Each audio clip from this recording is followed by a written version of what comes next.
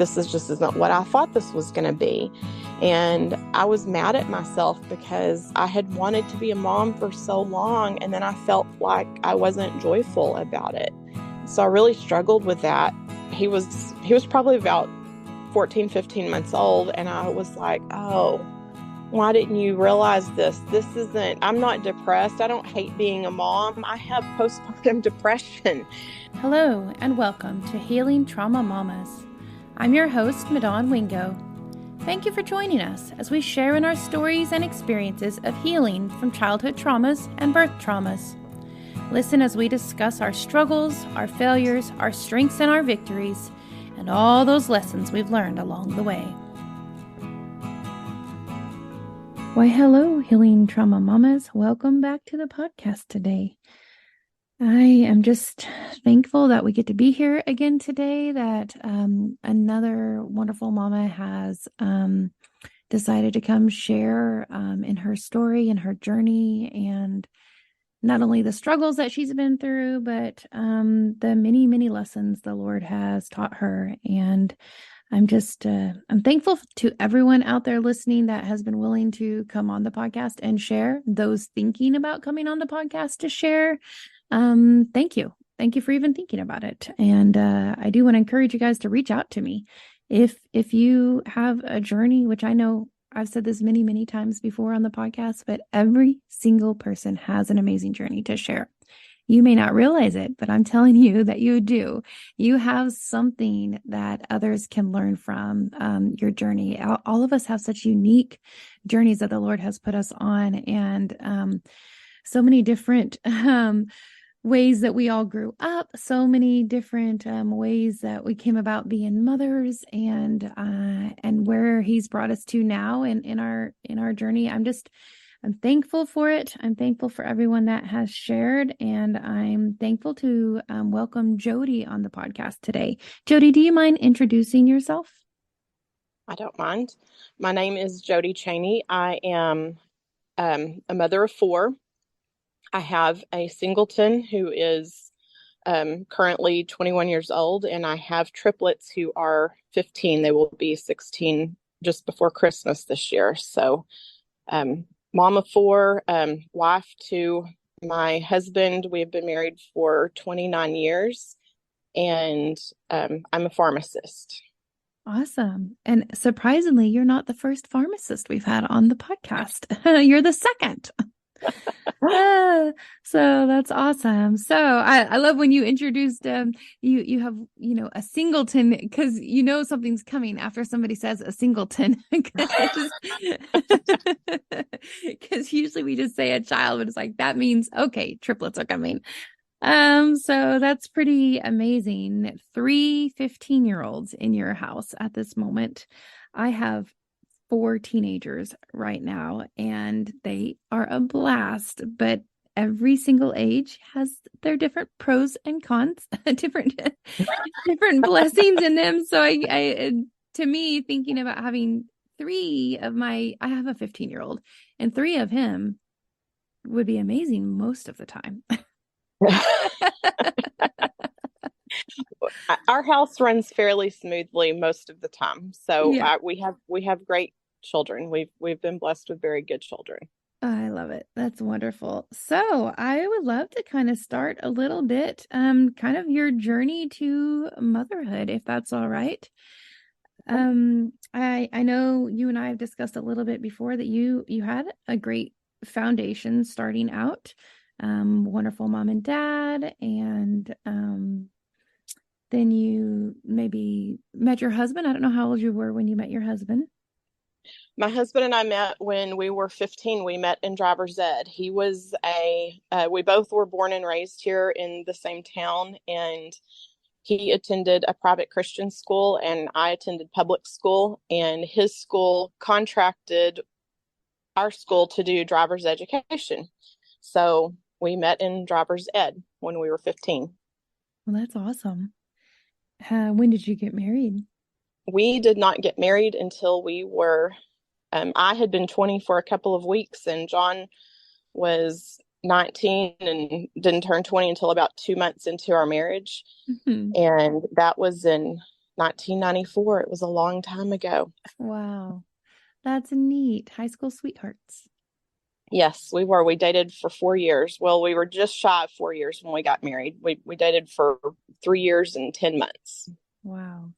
So, do you guys start out really, really solid in your marriage? You both have goals and things you were headed towards? Um, John and I were both Christians growing up. John is actually the son of two pastors. His mother and father were both ministers. And so we've always had a God-based relationship, but we were kids when we got married, so sometimes we were stupid. Oh, yeah. I was thinking the same thing about us. My son, actually, a picture came up from our wedding on my screen a couple days ago, and my 4-year-old came in and he looked at it. He's like, I don't understand. And I said, what? He's like, why do you guys look like kids? And I Yes, was like, our well, wedding pictures are the same for us. We look like kids because we were. So, yeah, us too. Us too. So, well, I'm glad you guys had such a strong foundation to start with. And how long was it into your marriage before you guys had children? well, I was in college when we got married, and John was in college off and on, but one of us had to make a living. But I was in pharmacy school, or actually, had not been accepted to pharmacy school yet when we got married. I started pharmacy school in 96 and we married in 94. So I was still in my undergrad education. What made you want to And become a pharmacist?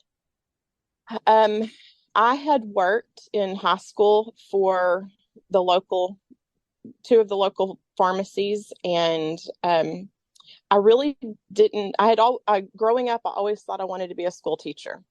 And I can remember sitting in an honors English class in my senior year, and it was absolute chaos. And I thought, I can't do this. I can't do this for a living. Mm-hmm.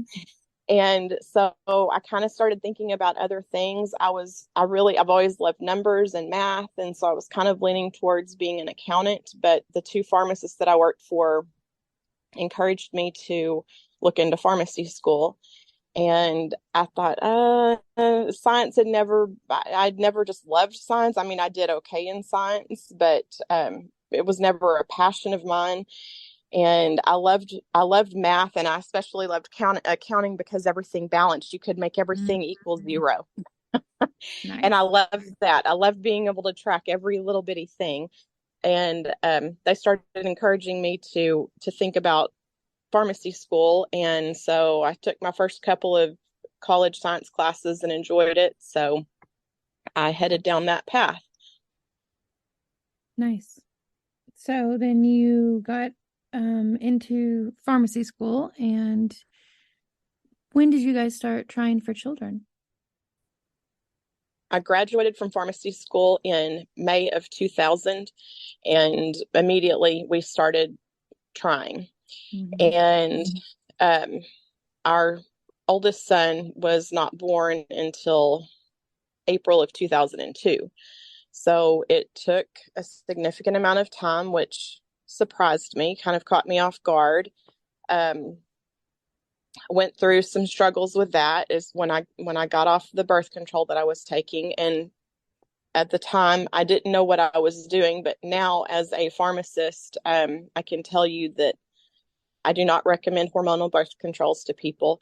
Mm-hmm. um, I think that they do a lot of damage to our system.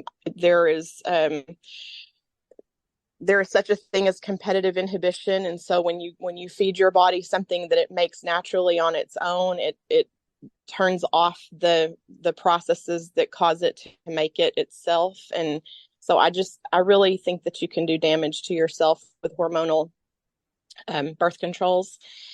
Everybody does not agree with me, but that is how I personally feel after my struggles. And so I am praying currently about how I'm going to advise my girls when they come of age and need Mm-hmm. to be concerned about that.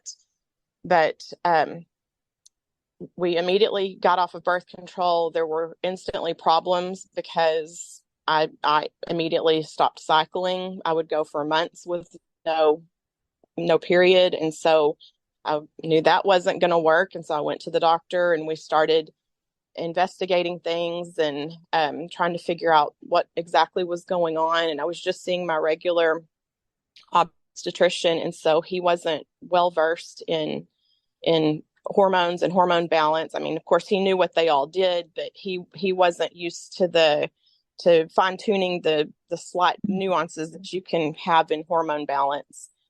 But with his help, we did conceive Seth, and so Seth came along in 2002, and then we were not pregnant again until 2007. Oh, wow. And we did nothing in between to prevent pregnancy. And actually, with the triplets, we ended up the same doctor that delivered Seth, sent me to a fertility specialist in Lubbock, and she is the one that helped get my hormones balanced so that we could conceive the triplets. So we haven't talked about fertility struggles too much on the podcast yet. But yeah, that's a big time span, especially for, not preventing or anything like that. Yes. What what first made you think like maybe there's an issue here? Maybe we're having maybe hormones aren't correct, maybe we've got some type of infertility issue. What made you finally get to that point where you're thinking, okay, what's going on? Well, I will tell you that the absence of menses definitely was a big um, sign for me, but embarrassing to confess because at this point I was a doctor of pharmacy and I had been in college for 7 years, 3 years in my undergraduate and 4 years in graduate school, and very medically based. And I didn't know. I mean, nobody ever taught me that in school. So really everything I know about hormone balance now, I've taught myself through contact with practitioners who know and through reading. But definitely not cycling. I was like, okay, well, I know this isn't right, and I know you have to cycle to ovulate and potentially conceive. So definitely that was a sign. But really, I didn't understand my hormone balance until just a few years ago, well after I'd had all of my children. Mm-hmm.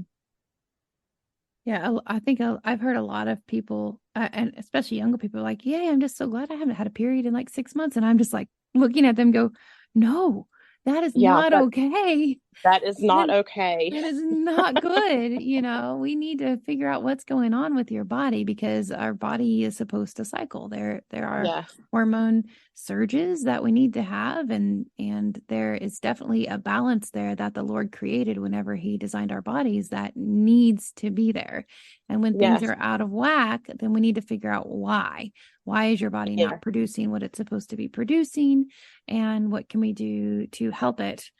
Yeah, and I hear you on the hormonal birth control. I say the same thing, like, please, please, please don't. Mhm. I was on it too, when we first got married, and for a year or so, and struggled when we first got off of it, thinking like, well, not just like the weight gain and different trouble I had with my emotions and stuff, but getting able to cycle back correctly, and Yeah, even looking at, having our first one, just for my body to even be prepared for that after being on the hormonal birth control. So I'm so thankful that I was only on it for a year to 2 years.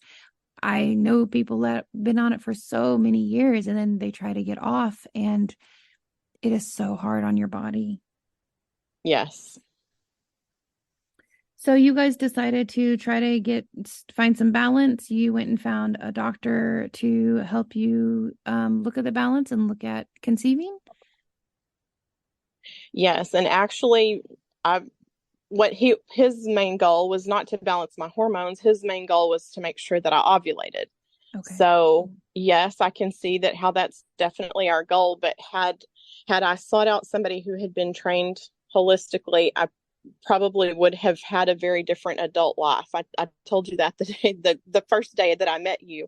Had I met the practitioner that I ultimately ended up with, I probably would have had a very different adult life. Yeah. Um, because there are so many physical struggles when your hormones are out of balance that don't even include fertility. Hmm. Just I'm off track slightly, but just the after my kids came along, my hormones still being unbalanced, I was so exhausted. If I sat down, I fell asleep. I can remember when they were all little and them trying to read to me when they were in kindergarten and first grade, trying to learn to read, and it was like I had been drugged. I just could not hold my eyes open. But I had three little children at the same age, all trying to read me the same book, and I would just, it just took, it was all that I had in me to keep my eyes open. But I knew that if I got home from work, if I sat down, I was going to fall asleep. So I had to stay up doing things to be awake. And that all linked back to my hormones. Once I got my hormones fixed, that problem went away. Yeah, see, a lot of people wouldn't have even looked at your hormones. They just would have been like, of course she's exhausted. She's working and got three little ones to Yeah. take care of, and they wouldn't even like their brain wouldn't have even went to, hey, maybe there's some hormones out of whack here. Yes. Well, hindsight, I'm glad that you can see that now and that you can point others maybe in that direction when you hear them talking. Yes, absolutely. In my practice at work, often will I try to silently listen because everybody's problem is not the same as mine. So I don't want Mhm. to try to cram everybody into my peg hole.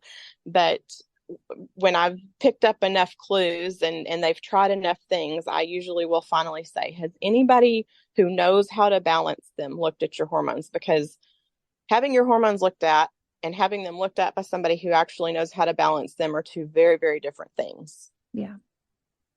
Yeah, completely agree. Yeah, so that's great that you have a resource for that now. Yes. Do you want to give the name of that doctor so we can let others know? I see Shane Frankel in Lubbock. He's a nurse practitioner, and he actually used to practice with Dr. Ben Awesome. at Veritas. So they're all kind of in the same. And I have a lot of patients who also see practitioners at the Veritas clinic, and they're very happy with them as well. I would say anybody who practices along that line would definitely be worth seeing. Yeah, definitely functional medicine Yes. is the way to go on that for sure. So back to conceiving the triplets. Were you guys were just working on you trying to ovulate? You didn't end up doing like in vitro or anything like that? We did not do in vitro. We started after several years of um, no conception. So I went back to our obstetrician. We were frustrated that we had been trying for several years and nothing was happening. And I was not cycling regularly, but I was still cycling at least. And so we talked about going back on Clomid. We had done Clomid with Seth, and so he tried Clomid again, and it just made me crazy. I mean, I would have these. I could imagine the craziest scenario. Seth is the oldest grandchild on my side, and so he was the only grandchild for 5 years. And so my parents did so many things with Seth because he was the only one, and they could take him all kinds of places. Anyway, mom and dad would have Seth out on a trip, just a little afternoon trip. And in my mind, I could hallucinate this insane scenario where they had an accident and both of my parents were killed and they didn't know what to do with Seth. They didn't know who he belonged to. I mean, I would just imagine these insane things, and I knew how that worked because I've worked many years in a hospital, and I know what it's like when we have unidentified people who come in an accident. I know how that works. I knew that they could find me, but the hormone imbalance that the Clomid was causing just made me Wow, insane. yeah. Sounds like it. So yeah, we did that for 2 months, and I told my doctor, I said, I just I cannot do this. And so he said, okay, well, let me send you to a specialist. So he sent us to Dr. Janelle Dorset in Lubbock, and I'm not sure if Dr. Janelle is still in practice or not. I know she sold her practice and she was still working for them, but that was several years ago the last time I checked in on her. And so I don't know if she's still in practice, but she's an awesome lady. She has many children of her own. and I loved her. And so she immediately got to work looking at my hormone balance, and she did an exploratory laparoscopy where she went in and looked to make sure I didn't have any type of anatomical abnormalities that were causing problems. And within the first probably year and a half with her, um, we were able to conceive. So, after you found out you conceived, how long was it until you found out you were having triplets? Well, that's a great story. So let me tell you that. When they called me, of course, like I said, I'm a pharmacist, so I'm trained medically. And when they called me, the nurse, she said, "Well, Ms. Cheney, you are very pregnant." And of course, this is literally, this is by blood test, and this is literally days after the point where they should even be able to detect anything. And I said, "I'm very pregnant." She said, "Yes." And she's kind of giggling. And I said, "Well, how pregnant am I?" And so I don't remember the exact number, but I think my level was around 274. And so I'm thinking, and it should have been about 90. And so I'm Mm-hmm. thinking, hmm, let's see, 90 times three. So I was kind of There doing you the math go. in my head, and I was stunned. I mean, we had prayed for so many years for another baby. Well, and we'd prayed for so many years for any baby. And of course we had Seth, and we loved Seth, and I had prayed to God that if Seth was our only child, that God would take that desire for more children, that yearning away from me. And he had not. So, but when I thought of the prospect of three at once, I was just speechless. So, I'd gotten that call during the middle of the day. And of course, we're both at work. So that night I got home, and I told John, of course, I immediately told him I was pregnant. But then when I got home is when we discussed the potential that it was more than one. And I love my husband because I love him for very many reasons. But one of the reasons I love him is that he can be my balance. And Mm-hmm. so when I was kind of like losing my mind that night, like, it's three, what are we going to do? How are we going to do this? And he's like, "Calm down. Nobody told you it's three. You are making something out of nothing. We're not going to stress over this." So he didn't believe me. He didn't think it was three. He heard my case, and then he said, Mm-hmm. "You are making a big deal out of something that's not a deal. Just calm down."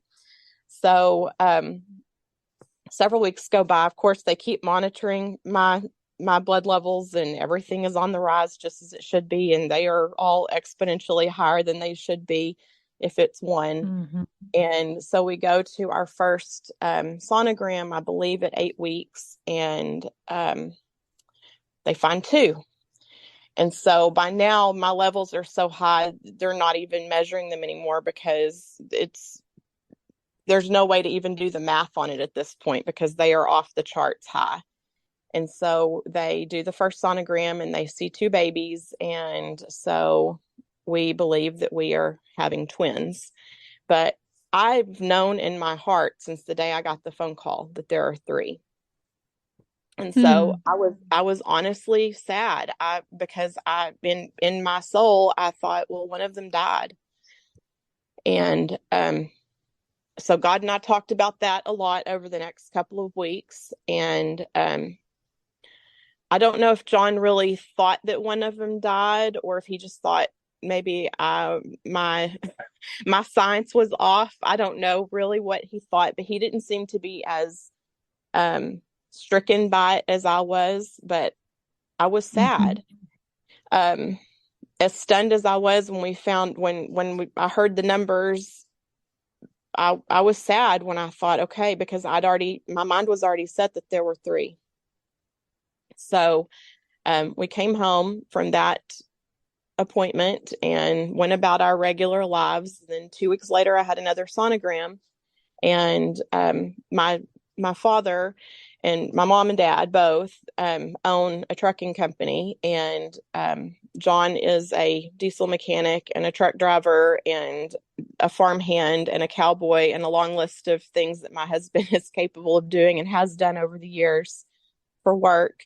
But my dad had a truck in Lubbock at the Peterbilt house that was in the shop, and so John, it was done, and so they were picking it up, and so John rode up there with me to Lubbock, and I dropped him off at the Peterbilt house, and I was like, "Do you want to come with me to my appointment?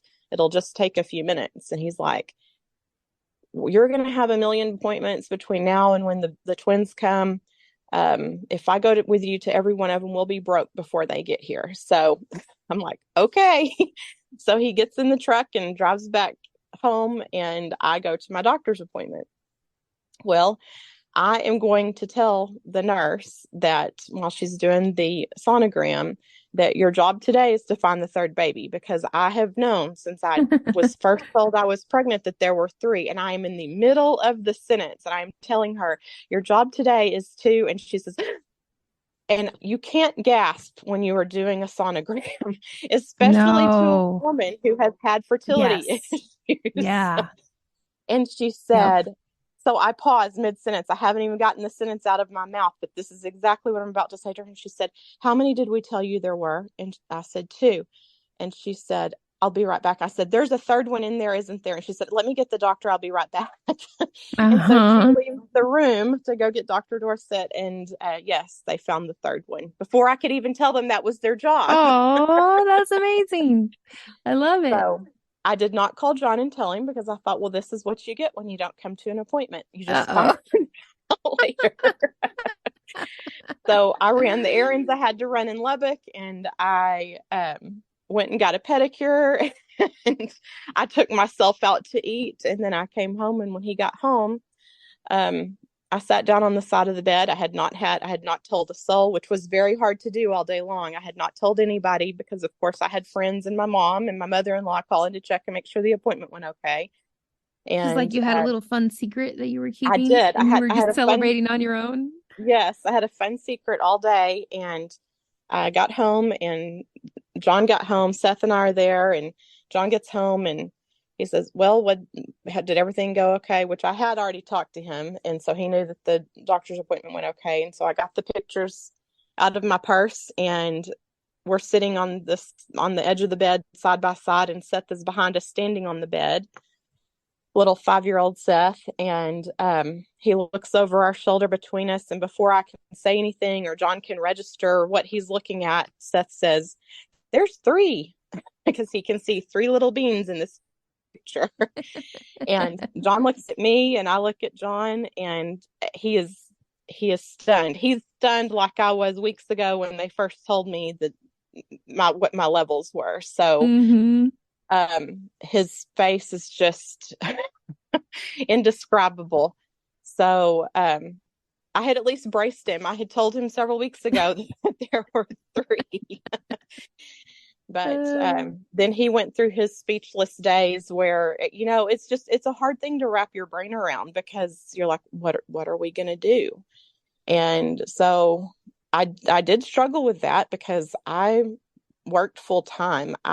Growing up, I never imagined that I was going to be a pharmacist or a secretary or a bus driver, or name a profession. I never dreamed about any profession. I never thought I wouldn't work, but I didn't dream about my work. I dreamed about being a mom. And unfortunately, I don't know what you want to say, I've chosen a profession where it kind of dictates that I will work, because it costs a lot of money to become a pharmacist. And sadly, it costs a lot more money now to become a pharmacist than it did when I did it. But it was a very expensive degree, and it has taken me very many years to pay it off. And then you add to the fact that having four children, three of them at the same time, is also very expensive. And so it's been hard not to work. And it's actually, for us, it has been impossible for me to not work. Um, Mm. and thankfully I've earned good money through the years, so the child care and the things that we've needed because I was at work were affordable for us. But anyway, so knowing that I needed to work, because at the time I still owed a lot of money for my degree, there it just really it was not possible for me to stay home. So knowing we were pregnant with triplets and having done rotations in NICU when I was in pharmacy school, I definitely knew um, the dangers and the possibilities of having multiples and the problems that could arise from that. So it was hard to find joy in that because I just the human in me wanted to be scared. Mm-hmm. So the Christian in me had to take over and tell the human in me that God is in charge. God is not surprised we were pregnant with triplets, and God knew how we were going to take care of them. And he had he told me in my quiet time with him that he never gave us an assignment that he doesn't equip us to complete. And Good. so I knew that God was with us, and in whatever way he worked it out, it was going to work. We were going to be fine. And so that's how I found my joy in that circumstance, because the logical, educated mathematician human inside of me wanted to say, this isn't logical, the math doesn't work. I wanted to say all of those things to myself, and I just had to say, we're not talking about that. We're not going to speak negative things over this. We're going to speak positive things. Good. That's great. You made me think of Philippians 1:6. I believe it says that we're confident that he who began a good work will carry it through to completion. And Yes. yeah, I was just thinking of that immediately. I was like, yes, exactly. Like he already knew this was going to happen, and he Yeah. is going to provide everything that you need for it. Yes. And I've shared this with our Sunday school class many times, because as we study different things, it's been relevant in so many different studies. But I was bitter for a long time that I had fertility struggles. When I used to pray for a surprise. Lord, please give me a surprise. Boy, did he ever give me a surprise. Because when conception becomes like a science experiment, it takes a Mm. lot of the fun and joy out of it. Oh yeah. And both of our conceptions were science experiments, and that made it hard. You're on a schedule. You've got thermometers and charts, and it's just not fun. And it causes stress in your relationship. It Mm. causes a lot of stress in your relationship. And it causes you to blame yourself for something that is really completely not your fault. And it causes you to blame your partner for something that is completely not your partner's fault. But it's just a very stressful time. But after everything had happened, another thing God told me is that, well, let me back up to when I was pregnant, or we were trying to conceive Seth. Month after month of nothing happening, and just tears and grief, and um, lots and lots of angry prayers, because I wanted to know why. Why can I not do something so pure? God told us to be fruitful and multiply, but I can't do that. And so it was a struggle for me. I was very upset. And one of the things that God told me while we talked about that, he talked and I mostly yelled, um, was that every child is sent here in its perfect time so that it can complete its purpose here. God does not send souls early, and he does not let them stay late. And so um, that has been much more impactful to me later on in life than it was to me at the time, because at the time I was still just angry. But I have remembered that always. And I mean, I'm not one who's ever heard a booming voice of God, but that was a very audible voice in my mind the morning that I was told that. I can still tell you exactly where I was standing and exactly what I was doing. And I heard an audible voice in my mind, and that is what God told me. So that did help. Well, it didn't help right then, and shortly after that, within a couple of months of him telling me that, we did conceive Seth. And so that knowing that knowledge did help me as we waited for the triplets. And that's probably why I waited so long before I went back to my doctor and said, okay, this isn't working, because we were getting older and older, and Seth was getting older and older. And I was like, I would really like to raise one family all together, not two completely separate families, because as Seth was growing up, I longed to have more children for him to be with. And after the triplets came along, because I was angry over that too, because again, I felt like our desire was pure. We just wanted to have children. That just seemed like a very pure request. And once they once they came along, God revealed to me that the reason that we had to do all of the struggling that we did was to line us up with the physicians that we ultimately ended up with, and the other people that we interacted with throughout our pregnancy, who would make sure that they were healthy. Mm. And I was at first, I was like, is that really a word from God? Because isn't God the great physician? Like, why did we have to do it like that? But I do believe that, especially as somebody who practices in healthcare. I believe that I practice with a Christian belief system and a Christian attitude. And I know that God is ultimately in control, but I think sometimes God also wants us to seek out people who specialize in a certain topic or a certain education, For because sure. that has been revealed to us. I believe that there are a lot of things that I know that I did not learn in school, that I believe God has revealed to me through listening to my patients and interaction with other medical professionals. So that was another thing that God told me after the fact, is that the struggle was there, but the reason the struggle was there is because we had to the right teams had to be aligned. And definitely he did, because the triplets were born almost 8 weeks early. Mm.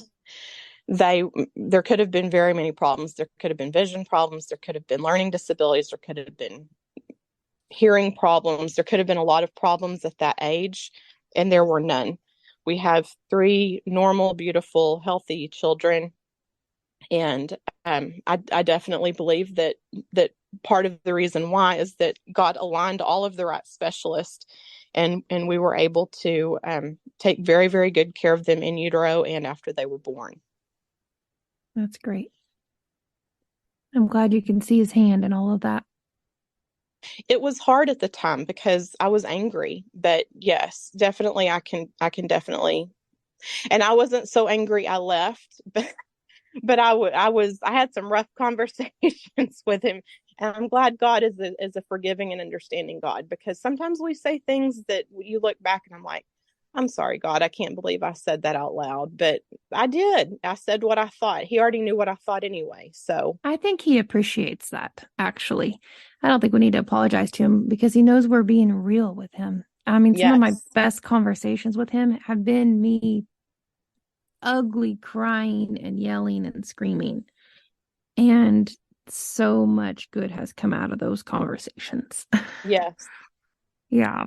So I think he appreciates us being real with him and not trying to have any pretense. And he's a loving father. He wants to take care of us, and he does, and he did for you, and provided all the right people at the right places. And I think that's when we acknowledge that, I think that's also us acknowledging like the Lord has given us all so many different gifts.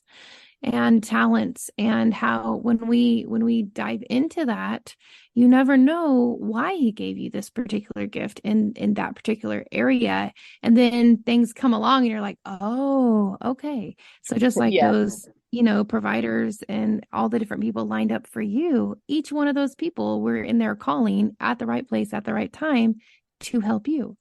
yes. So, and I'm sure And you've been and that for other and to people. help and to help these babies be in their right place at their right time for Mm-hmm. their calling. Yes. Exactly. Yep, exactly. All of that. So that's amazing to just think about. All of us, I'm sure, could take a moment to pause and think about that for a little bit. Just each individually, us, pursuing the callings the Lord has given us and the talents and gifts. And then all those other people coming alongside us and children, their gifts and talents and how they're needed for that specific time. It makes me think of Esther each time, you were born for such a time as this, like right Yes. now. God's not late, like you said, and he's not early. He's perfect timing for a reason. Yes. And let's celebrate that. Let's enjoy it for sure. So they were born 8 weeks early. They had to stay in the NICU, I assume, for a little while. They were in the NICU for 21 days. Wow, that's really good. 21 days is not bad at all for 8 week early triplets. Yes. That's Yes, that's pretty amazing. they were 4 pounds, 4'8" and 4'10". Wow. And so they wanted us to be at least 5 pounds each. And of course, everybody had to be off of, well, I don't know that they had to be off of oxygen. That was their goal. And they all were. They were all off of oxygen well before we left. The biggest struggle was eating, Mm. because they all initially had NG tubes. And then Mason, the youngest of the triplets, which they yanked them out of there fast. They were all born a minute apart. So, um, but she was the last. She was baby C, and she ended up ventilated and on TPN, for which is IV nutrition, for a few days, until she decided to reach up there and yank the tube out of her throat. So she she extubated herself, and then once she did well and they didn't have to reintubate, then they were able to take her off of IV nutrition, and she was able to get milk after Good. that. So, but Were you Sadie was our struggler. She struggled to eat. She just couldn't get the sucking thing down. And even honestly, after we got home, for a few months after we got home, she was the challenging one to feed. So, but she's taller than I am now, and she has no problems eating. She became our garbage disposal, because when they were tiny, she used to eat her food and then she would eat whatever was left of everybody else. That's great. So were you able to breastfeed them? I was never able to breastfeed them because, of course, in the NICU, everything is so measured and monitored. But I was able to pump. That didn't last an awfully long time, because I made a lot more milk while I was there in Lubbock and in and out of the hospital with them, because the nurses, God bless the nurses, they were of course doing so many things. So, they would say, okay, if you need to, go pump. And so they were helping me stay on a pumping schedule. They did get mostly breast milk while they were in NICU. Once we came home, I didn't have to do everything. There were a lot of people helping us, but I was doing so much more than I was doing Mm-hmm. when we were at the hospital, and the nurses were doing so much. It was just a lot harder to stay on a schedule to pump. So I pumped until I went back to work, which I went back to work in February after they were born in December. Mm. So I was able to store a decent amount of breast milk while I was pumping. And so, because Sadie struggled so much to eat, especially at night when she was sleepy, um, we fed Sadie most of the breast milk we had stored, because she ate it a lot better than she ate the formula. That was wise too. She probably really needed that. Well, she did. She was the tiny one. She was the 4 pounder. And but she just has a tiny build. That's just her structure. She's still a tiny little thing, even though she's tall. But yeah, she was the little bitty one. So Mm. she probably did need it more than the other two. So going back to work at what, how much time did you get off? You said, I so guess basically, I think it was right at 8 weeks. that's So what I we was spent thinking. we spent 3 of those 8 weeks in the hospital, or they were in the hospital. I was staying at the Ronald McDonald House, and I will say people may have had other experiences in different ones, but the one in Lubbock, it was amazing. Um, we I stayed for 3 weeks at the Ronald McDonald House for the price of what one night in a hotel would have cost. So Oh, wow. it was a major blessing. I have donated money over the years to the Ronald McDonald House, and I've never regretted it. It's a good charity. So if anybody doesn't know about the Ronald McDonald House, if you ever have a child in the hospital, go talk to the Ronald McDonald House Good to because know. they can help you get affordable accommodations there close to the hospital. Awesome. So how was that going back to work? Um, it was, I mean, I was exhausted. We were still Yeah. feeding children around the clock on a schedule, and wow, it was hard. But I did it because God does not give us an assignment that He does not equip us to complete. So Mhm. I had great help at work. I had great friends. Um, John's sister is a licensed counselor now, but at the time she was still finishing her degree. And so she was supposed to be switching colleges. And I can't even remember now, this many years later, why she was switching colleges, but there was some for some reason she was switching programs. And she was supposed to start in January, and this is after the triplets were born in December. And lo and behold, the university that she was supposed to be transferring to, I'm using air quotes, lost her transcripts. So she Hmm. was not able to start until the summer.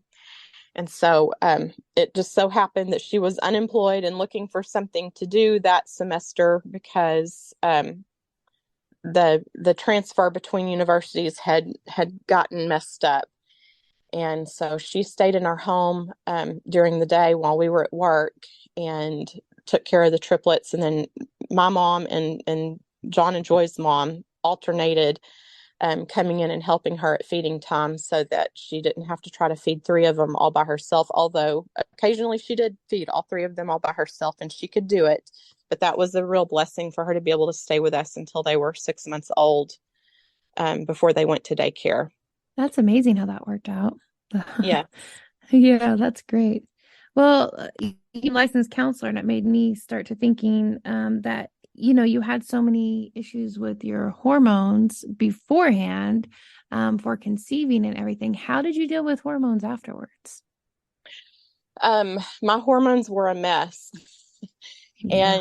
And after Seth was born, um, and I'm ashamed to say this because I am a pharmacist and I was a pharmacist before I ever started having children, and I should have known better, but I didn't realize I was depressed. I mean, postpartum depression was something that's for other people, that's not for me. And Seth was a little over a year old before I realized, okay, think about this. This is what this is. But I was very depressed. John and I started dating in January of 1991, and Seth was not born until April of 2002. So for 11 years as a couple, we had set our own schedule and done our own thing. And now we had this little baby here telling us everything, like when we can eat, if we can eat it when it's hot, if you can go to the bathroom, if you can take a shower. This baby Mm. was suddenly in charge. And, to have gone from so many years of of longing for a child, and then suddenly the child changes everything so much. And then you add the hormone factor in on top of it, and I was just so sad. I was profoundly depressed after Seth came. Um, so many things just, I'm just like, this is just isn't what I thought this was going to be. And I was mad at myself because I had wanted to be a mom for so long, and then I felt like I wasn't joyful about it. And so I really struggled with that. And then like I said, once he was probably about 14, 15 months old, and I was like, oh, why didn't you realize this? This isn't, I'm not depressed. I don't hate being a mom. I have postpartum depression. So Mm. that helped a lot. And then once I realized that and began to address that, um, that changed everything. I could find joy in things. I wasn't mad at myself. I didn't feel like I was a horrible person because I'd always wanted to be a mom, and then I got to be a mom and didn't like being a mom. That wasn't it at all. So because I had already been through that experience with Seth, I had a very different, I guess, a different outlook on it, or I guess I knew what to expect a little bit better with the triplets. So of course, with triplets, we've already talked about the hormones. How I knew initially it was three because my hormone levels were at this exponentially higher number. Well, it's the same thing at the end, that you've carried and nurtured three children at once, and so the hormones are in exponential states. They're so much higher than normal.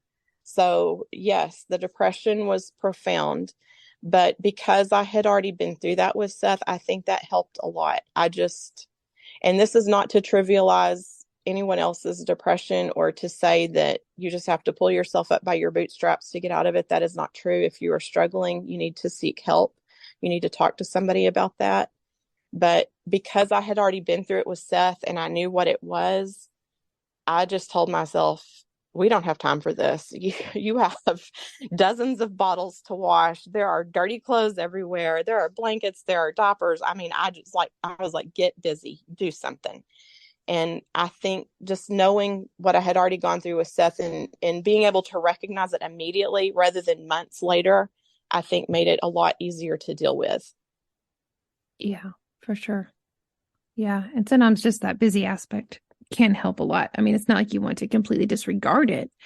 But giving yourself some purpose, something that, this has to be done. I Yes. think that can help. That can help so much for sure. So life with three little ones, how did that go? Well, we have an awesome church, and so they had signed up for a meal train. So there were people bringing meals into our home 5 days a week, and they did that. I don't even remember, weeks and weeks. So really, it was probably more like a few months. I mean, it was a long time. We had so much help from our church, and of course, our family, both sides, my side of the family and John's side of the family, both were very helpful. And we we really tried to incorporate Seth into everything that we did. I mean, yes, he was just a little boy. He was almost 6 when they came, and but we didn't want him to feel like, okay, well, we're done with you. We've done this instead. So everything about, anything we can incorporate him into. So like at our 8 p.m. feeding, we made sure Seth was still up for that. So he got to feed one of the babies. And so we all three got to feed a baby at 8 p.m. And we just had to figure out ways to make it work. I mean, we still had to work, whether we wanted to or not. The people we owed money to insisted on it. And Mm-hmm. we wanted to make sure Seth didn't feel like we were throwing him aside, because now we had this new focus. And so we just really had to try hard to make it work. I mean, we had to establish new routines. But I can remember one morning in particular, I was up getting ready for work. I was waiting on Joy to get there so Seth and I could leave. I was going to take him to school. And he said, Mom, do you remember what it was like before the babies came here?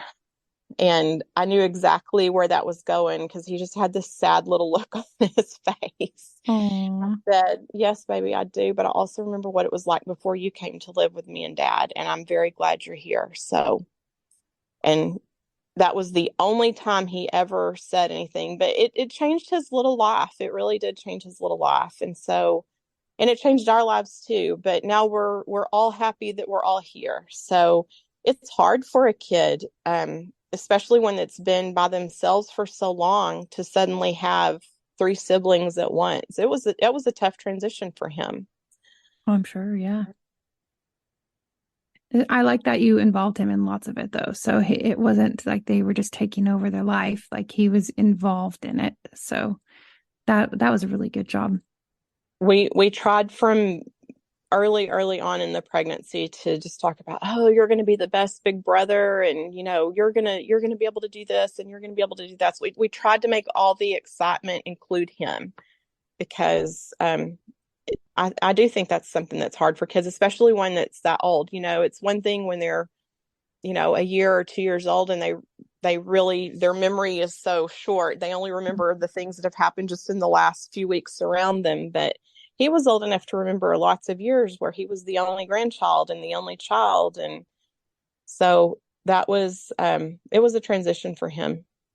Well, and the way you frame the conversation with young ones, especially, but older ones too, but the way you frame that conversation with them and talk about things in such a positive light, that helps tremendously. I mean, I was thinking about in midwifery, there's so many times where I just have to leave, and I have a 4-year old. And since he was, well, 1.5, I've just had to leave, at different times and don't know when I'm coming back. And that's one thing that we've talked a lot about is framing that conversation really well. It's not just, he doesn't see that as me just abandoning him and leaving and then eventually Right. mom comes back. Instead, we have this conversation like, I am so thankful that you let mommy go take care of another mommy, and look at this sweet little baby that mommy got to help with, and had it made it more where, hey, you were an active participant in helping this little one come to be because you allowed mommy to be able to go. And that makes Yes. them so excited instead. And it's just a simple, way to just reframe the conversation so he feels like he is a part of it and it's not taken away from him, but it's actually adding to something. And it Yes. sounds like that's very similar to what you have done with Seth, or did do with him as he was growing up, just changing that conversation to where he feels like such a valuable member of the family. And I'm sure you probably had conversations too about how God placed him as the eldest in the family for a reason, and that he gets to be the big brother to, his siblings there, Yes. which now he's pretty well grown, huh? Yes, he is 21 years old. He is a grown man. So Wow. That's amazing. So I'm sure life growing up with an older child and triplets has been exciting. it has been. It's been exhausting and exciting. Yes. All at once. What do you think are some of your biggest takeaways from your journey thus far? Let's not even talk about hopefully they don't all get married around the same time and you have Oh three my goodness. weddings I know. to deal with. Well, just putting all of them on our car insurance at the same time is like we're Oof. dreading that in the next few months. But um, I would say probably my biggest takeaway, and maybe I've learned more about God's character from motherhood because this is all I've ever really wanted to do. I love being a pharmacist, but I could stop being a pharmacist today and be okay. But if I had just stopped being a mother today, my soul would ache. So maybe that's why I've learned more about God's character being a mother than through anything else. But I think just learning to be patient, learning to for everybody to take their turn, learning that I can only do one thing at a time, no matter how many things there are to do. I think those are some big things that I've learned through motherhood. Um, and to tell anybody else who ever has multiples or even just multiple babies who are very young, they don't die from crying. It's okay. It's Yeah.